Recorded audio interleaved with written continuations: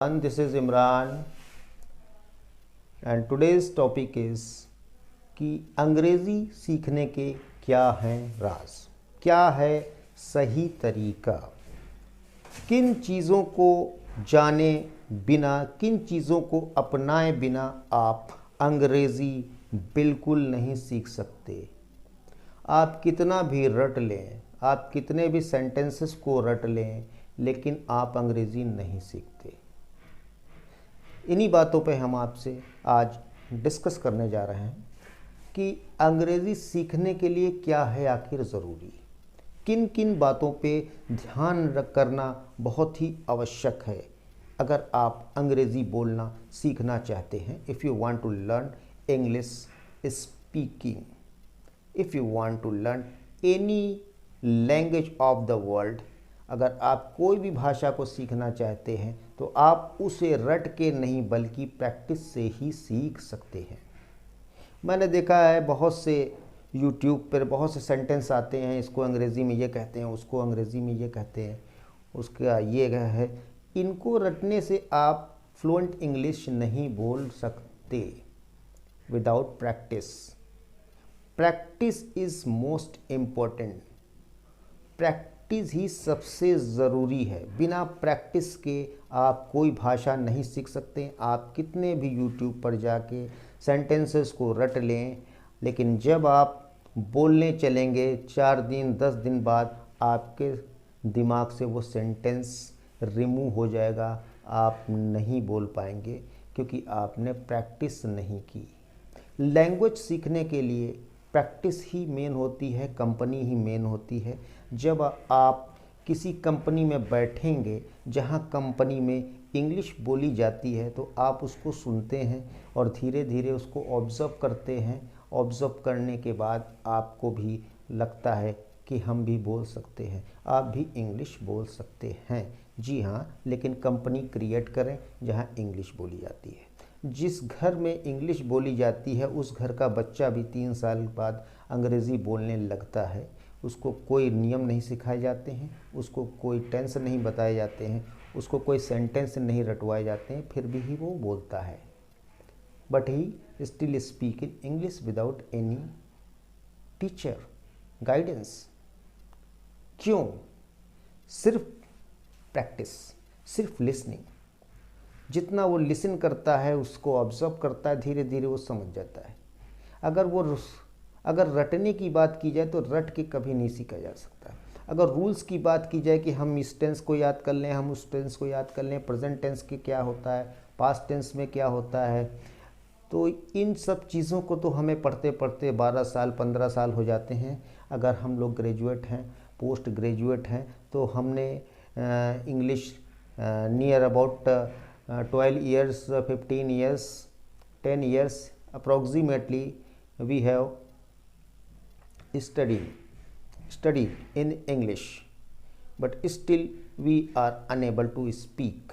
क्या कारण है? इतने सालों तक हमने ग्रामर पढ़ी, इतने सालों तक हमने व्याकरण पढ़ा, जिसे हिंदी में व्याकरण कहते हैं, नियम पढ़े, रूल्स पढ़े, सब कुछ पढ़े। प्रेजेंट क्या होता है, पास्ट क्या होता है, नाउन क्या होता है, प्रोनाउन क्या होता है, आर्टिकल क्या, सब कुछ पढ़ा। 10 साल पढ़ा, 15 साल पढ़ा, 20 साल पढ़ा, उसके बाद भी इंग्लिश नहीं बोल पा रहे हैं। तो क्या कारण है? कुछ तो कमी है, कुछ कमी ज़रूर है जिस वजह से हम इंग्लिश नहीं बोल पा रहे। तो इंग्लिश बोलने के लिए ग्रामर की आवश्यकता बिल्कुल नहीं है। इंग्लिश बोलने के लिए आपको प्रैक्टिस की ज़रूरत है। इंग्लिश के भूत को आप तभी भगा सकते हैं जब आप इंग्लिश के भूत से लड़ेंगे बिना किसी डर के, without any fear. And don't forget, victory is beyond fear. डर के आगे जीत। अगर आप बोलेंगे तो आप सीखेंगे, अगर आप बोलेंगे तो आप कॉन्फिडेंट होंगे, अगर आप सुनेंगे तो आप सीखेंगे, और रोज़ सुनेंगे तो आपके अंदर कॉन्फिडेंस आएगा टू स्पीक इन इंग्लिश। अगर आप कुछ मन में बोलेंगे, जैसे कि कोई आपके दरवाजे आया, तो उसको आप इंग्लिश में ही सोचें, जैसे कि दूध वाला आ चुका है, तो milkman has come. Don't think it दूध वाला आया। डोंट इन्फॉर्म योर मॉम दूध वाला आ गया। Don't say like this. You have to say milk man has come. आपको ऐसे बोलना है, आपको ऐसे सोचना है। आप नहीं बोलते तो आप सोच भी सकते हैं मन में। कुछ भी करना है उसको आप अंग्रेज़ी में ही सोचें।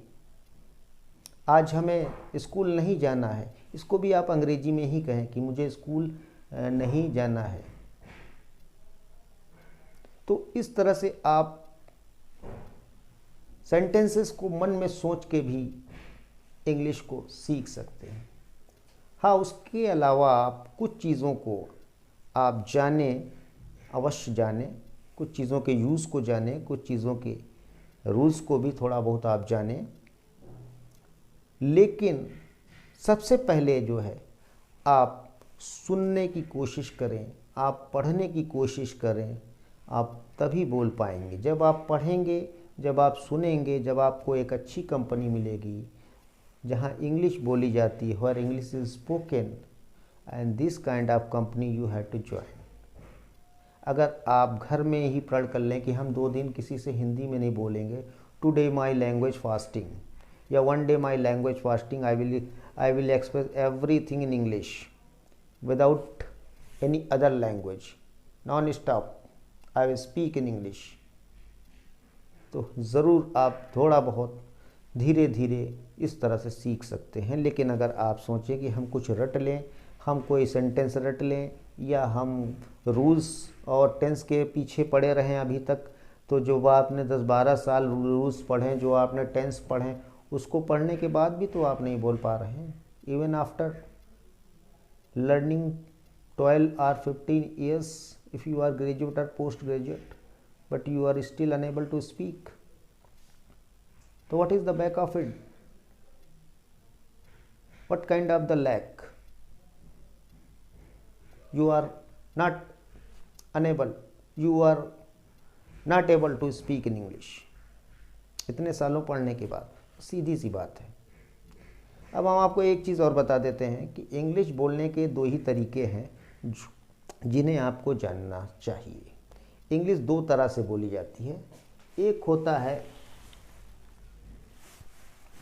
एक्टिव वॉइस, और दूसरा होता है पैसिव वॉइस।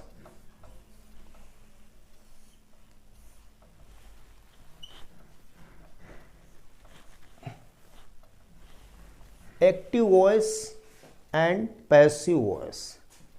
एक्टिव वॉइस क्या होता है और पैसिव वॉइस क्या होता है? यहाँ पे सब्जेक्ट को पहले रखा जाए, जहाँ सब्जेक्ट को एक्सप्रेस किया जाए, सेंटेंस में सबसे पहले सब्जेक्ट आए तो वहाँ एक्टिव वॉइस होता है। और जहाँ पे ऑब्जेक्ट को पहले ले आएँ और सब्जेक्ट को ऑब्जेक्ट के प्लेस पे ला दें तो वो सेंटेंस पैसिव वॉइस कहलाता है। फॉर एग्जाम्पल, जैसे एक सिंपल सा एग्जाम्पल है, Ram writes a letter. Ram subject है और लेटर यहां पर object.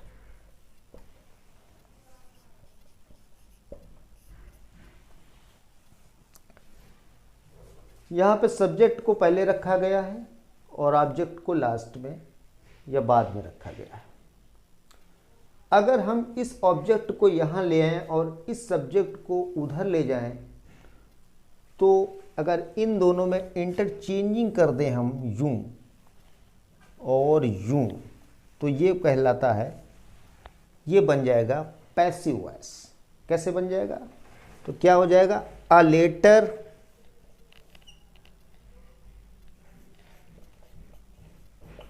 is written by Ram। A letter is written by Ram, ये हो गया आपका पैसिव वॉइस। ये था एक्टिव वॉइस। इन 2 चीज़ों को अगर आपने सीख लिया अच्छे से तो इंग्लिश आप फ्लुएंटली बोल सकते हैं। You can speak in English after learning these two kind of the sentences, active voice and passive voice. अब जैसे कि आप फ्लुएंटली सुनते हैं, न्यूज़ में सुनते हैं कि Deepavali is being celebrated across the country. तो दीपावली पूरे देश में मनाई जा रही है।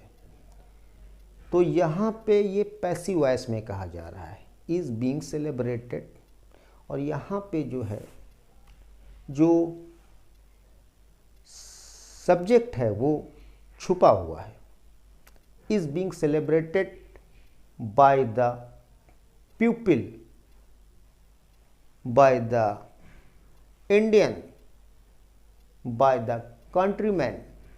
तो ये जो सब्जेक्ट है यहाँ पे छुपा है। अगर हम सब्जेक्ट को भी लाना चाहें तो बाय लगाकर ला सकते हैं। तो कहीं पे सब्जेक्ट छुपा होता है, बाय लगा के, ज़रूरी नहीं कि बाय लगा के वो हो। तो इस तरह से हम दो तरह से इंग्लिश बोल सकते हैं, और दोनों चीज़ों का हमें यूज़ करना ही पड़ता है, खासकर हम जब फ्लुएंटली इंग्लिश को बोलते हैं।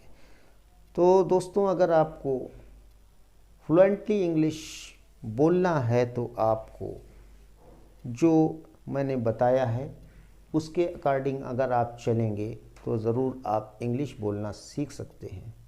अगर आप सोचते हैं कि आप रटें, फिर से टेंस को पढ़ें, फिर से सेंटेंस को रटते रहें, तो इंग्लिश आप जानकारी ज़रूर जान जाएंगे, इंग्लिश के बारे में आप जानकार हो जाएंगे, लेकिन स्पीकर नहीं हो पाएंगे। अगर आप स्पीकर बनना है तो आपको लिसनिंग करनी होगी, आपको एक कंपनी में बैठ के बोलना होगा रोज़ाना, आपको अपने घर में भी बोलना की प्रैक्टिस करनी होगी, and then you can learn this language and you can speak in English without any kind of the hesitation. I hope ये वीडियो आपको अच्छा लगा होगा। अगर वीडियो अच्छा लगे तो वीडियो को लाइक करना, शेयर करना और सब्सक्राइब करना बिल्कुल न भूलें। तब तक के लिए नेक्स्ट वीडियो में मिलते हैं।